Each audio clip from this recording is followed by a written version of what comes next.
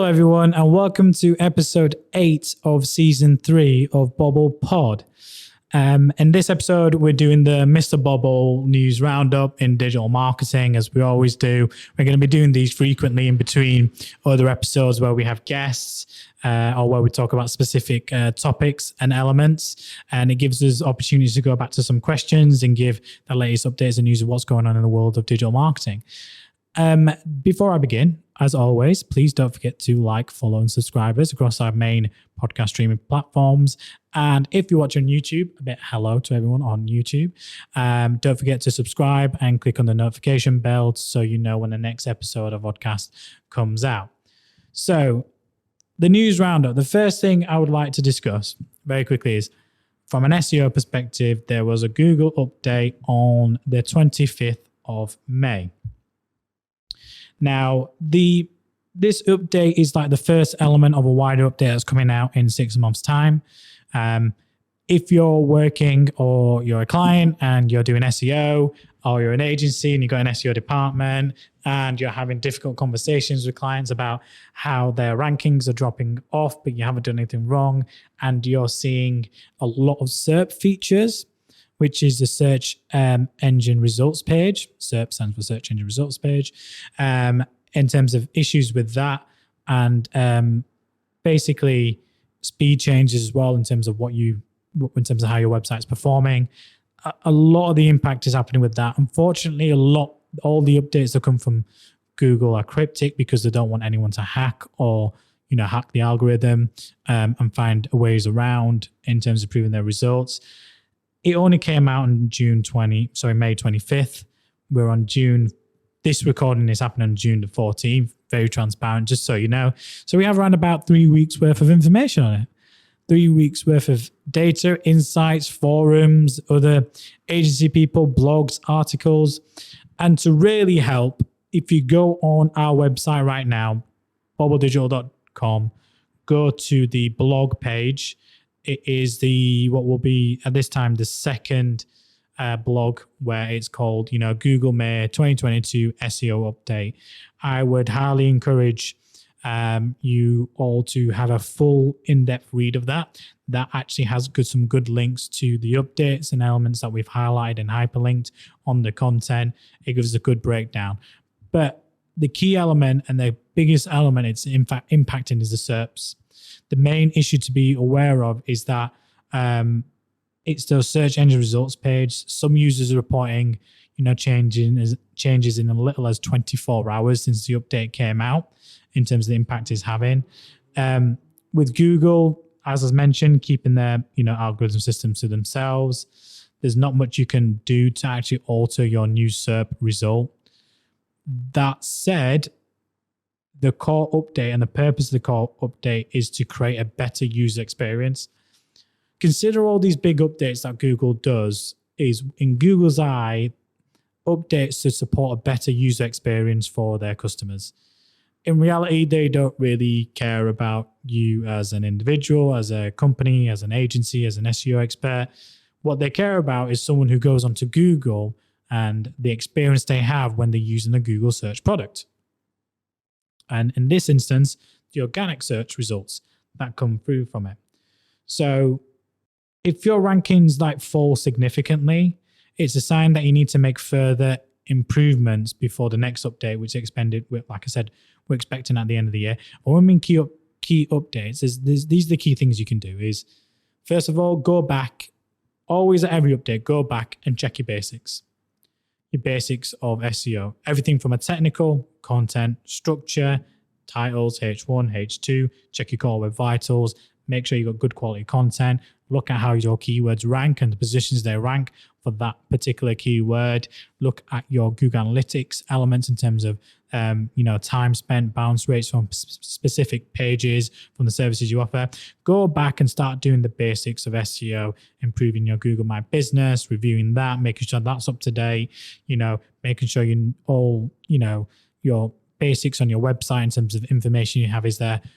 Go away and do what I call the basics. Check your search console, make sure your sitemaps are submitted, all those elements and above, essentially. Next, it's making improvements to the content that you have on your site. So essentially, you're going to be like, well, I'm doing that anyway. So what I'm saying is continue doing what you're doing, but start putting more emphasis and go back maybe a couple of steps and make sure you're thorough with your actions and your analysis that you've done on the accounts. That's the only way to kind of get through this. We believe naturally those people that were, had good SERP feature results, will naturally see them come back. We're seeing rankings drop off. We've seen some of our own SERP features drop off significantly. But again, it's nothing because we recently improved our Core Web Vitals since we moved over to a WordPress website 2 months ago. Our desktop, Core Web Vitals score was 99. Our mobile was now up to 85. So we've only got a few more improvements which we're aware of, which are launching, this month to improve that and get that over 90. So we're ticking all the boxes. So that's all you can do. Do all the basics, tick all the boxes, and make sure you're providing a good user experience on your website, as well as with what information they're searching for and the relevancy of the keywords. That's probably one element I'd focus on, is the relevancy of the content against the keyword you're ranking for, which will provide a better user experience overall. Other than that, go to our website, look at the blog, see what you think, and come back with any questions. If you work in SEO, if you're a client, if you're a company or a business, or you're an agency and you're having features and you have any updates to share, or you have any questions, or you highlight something, reach out, ask me on LinkedIn, reach out, use the hashtag Mr Bobble or hashtag Ask Bobble, or just at us at Bobble Digital across Twitter, LinkedIn, etc. Or just engage with us on the YouTube video and leave a comment, and we will read them and we will get back and we will comment, and we will add it into one of the future episodes and future news roundup in terms of questions that we have. The next element I want to talk about in terms of like giving you guys some news and updates in terms of what's going on in the marketplace is that some of you will already know in the industry that smart shopping campaigns are ending. Performance Max campaigns have pretty much already taken over. This month in June in particular, what we've noticed as an agency is a reduction in performance from smart shopping campaigns and shopping campaigns in general. We've seen a significant improvement in Performance Max campaigns. That's not just for our e-commerce clients, that's just for some of our clients that want people to book or get a quote on the platform. The campaign seems to be doing extremely well. Smart shopping campaigns come to an end in September. So if you're not moving your budgets out and putting them into Performance Max campaigns, you need to do it now. Same with discovery ads. It's there to replace all that. Think of it this way. Google's top engineers and the main team will be on the new products and services. They'll be giving their B-level support to what you think is working right now. So don't be surprised when it comes to September and you're still relying on smart shopping campaigns. You basically need to stop spending money on them literally at the end of this month, at the end of next month. So we, with our clients, know that we're going to stop smart shopping campaigns by the end of July, and we're already running, and most of the budget is running on Performance Max campaigns and other strategies we're doing. And we know that we're geared up for this update and when that comes in and when that gets impacted for businesses overall. Now, one of the most recent updates was the new customer acquisition goal and updates that come from Google. Sometimes if you go into the platform, you will notice that when you look at conversion actions, every single conversion action that you have set up, whether you're tracking it or not, comes up on the ad account. Now, that's just part of a recent update come from Google Ads, something just be aware of, but it will only show the conversions you are tracking, which can be a bit frustrating because you can have to scroll down quite a lot because you want to see performance at keyword, ad group, text ad level, at conversion action level, or revenue level. And unfortunately, you're having to scroll for eons to kind of see the action and what you have and summarize it. So I don't think it's a great update, but ultimately it's just a new view that Google's offering. Again, with this, Performance Max features, there's a blog on our website. So by the time you actually get this, there's a blog which came out in June, which is called Latest Google Performance Max Features Go Live. In that, we break down everything around the new customer acquisition goals, the consumer interest insights, the one-click upgrade tool, and basically how to use Performance Max to benefit your business. So we've done a fully in-depth blog post for you to kind of read that, get some value out of that. But Performance Max launched back in November 2021. So they've been around. We only started really playing with them at the start of Q2. We started doing a lot of experimenting. We did our research analysis. We waited for some insights from the industry in terms of how it was going to work.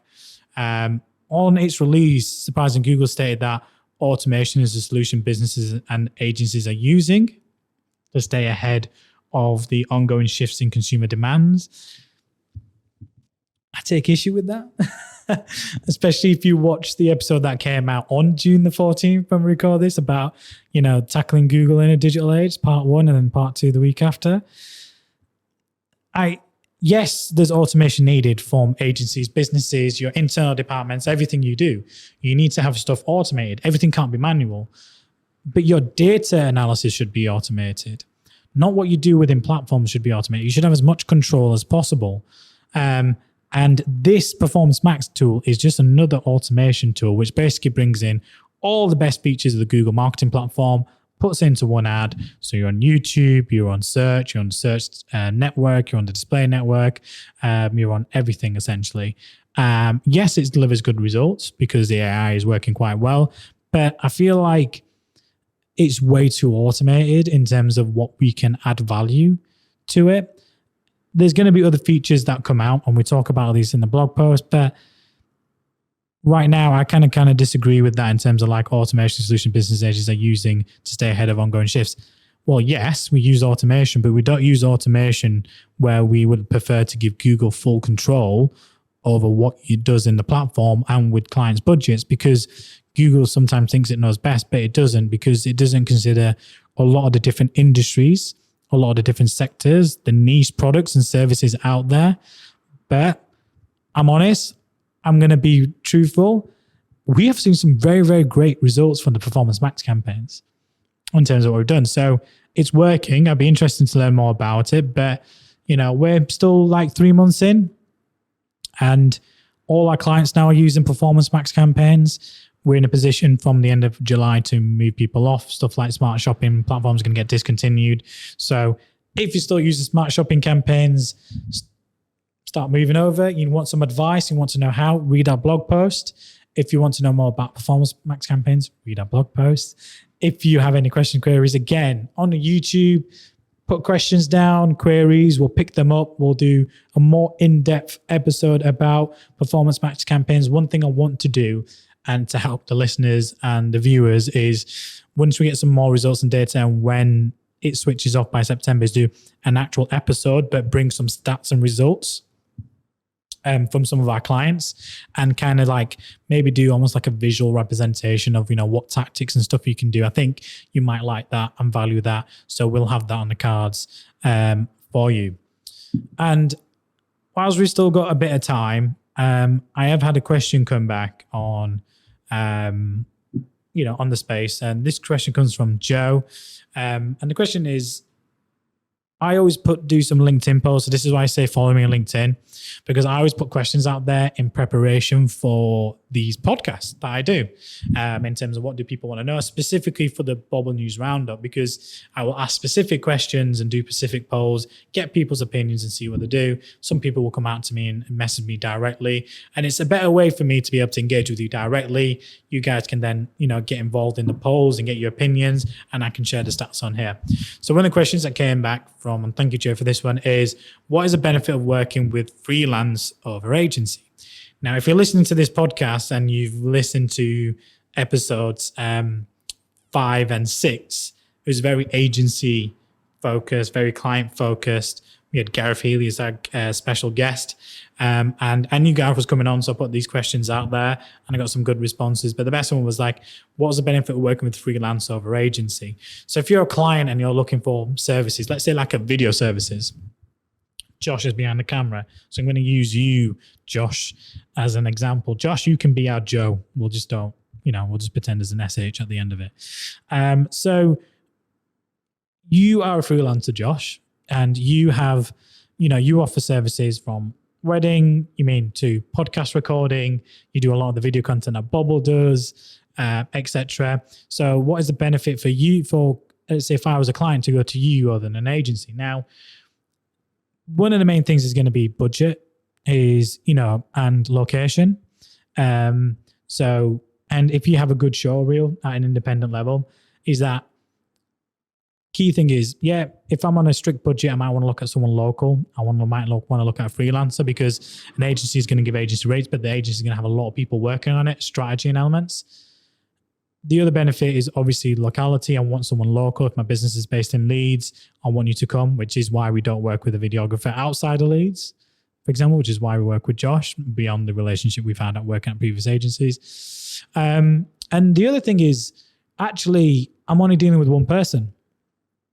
I'm dealing with Josh. So I send a question to Josh. I get a response from Josh. I sit down, do my strategy with Josh. So the benefit for you, and I know you didn't ask this question, but if you're a company looking for services, you go for a freelancer, they're the benefits. You're dealing with that freelancer. That freelancer can probably be more, what I can say, flexible in terms of what they do. They will have multiple projects on the go, but that's where the downside comes is, which client do you prioritize? Because it's just you. As a freelancer, it's just you. So who do you prioritize? Which clients do you? And you're likely to prioritize the clients where you get your recurring revenue from. I'd like to believe that sometimes you prioritize us because we know that we do, the monthly recordings podcast, the bite size. We give you all our video editing work to do. We refer you to our clients as well. So I like to believe that you prioritize us over a potential new customer, because longevity, we build the relationship up. And that's the challenge a freelancer will have. As a freelancer will have to pick and choose and be careful who he works with, because he can't just take on a new project and give all that time to that one project when he has other existing customer relationships where he spent months and years building that relationship up, which is the bread butter. Because as a freelance, you're not really down to much contracts. You're working on project by project basis. Some of your work is going to be new customers and one-off projects, which is fine, but you would prefer to have regular income coming through from regular elements. So like you, Josh, you do weddings. You're not going to get loads of wedding bookings, but you have to include them in as and where and plan well ahead. So there is a benefit of working with freelancers, mainly from a cost, location, and that dedicated one-to-one service. But there's also a downside as well, is they might not take you on because they might have to prioritize their existing projects and they might be full. And other freelancers might not have the skill set that you're looking for. And that's where an agency has more benefit, because agencies have more resources, more experience, can hire more people, can take on multiple projects, and know how to manage multiple projects and deliver on time more efficiently than freelancers. So if a client was saying, well, why shouldn't I go with a freelancer against Bobble Digital? The one thing I'm going to say is, you can hire someone full time in your department, but I can give you 5-6 experienced people for the same price. And I can get the job done more efficiently and better. And I've got access to better contacts, better platforms that you have to invest in. For example, if you hire an SEO manager in-house, you're going to have to get SEMrush and maybe Ahrefs and other platforms, which is an extra cost. You're going to have to invest into reporting and analytics. Also, that person will eventually get bored after 2-3 years of doing the same job again and again and again if they don't get the development, and you have to replace them. So the knowledge goes. The benefit of working with us as an agency is all those platforms you have to pay for come included. You get multiple people within the team that will know how the product works. So you get dedicated account management, but we can keep adding fresh people to the team as and when to come into it, to have a different view, a different look at it. And you don't have to train anyone up. It's not on you. You just have to focus and expect the results. So there's pros and cons on that question, Joe, whoever you are out there. Thank you for the question. I thought it was a very, very good question. I wanted to answer it specifically in this one based on the relevancy to the previous podcasts. That's all the time we have. That's about 20 minutes.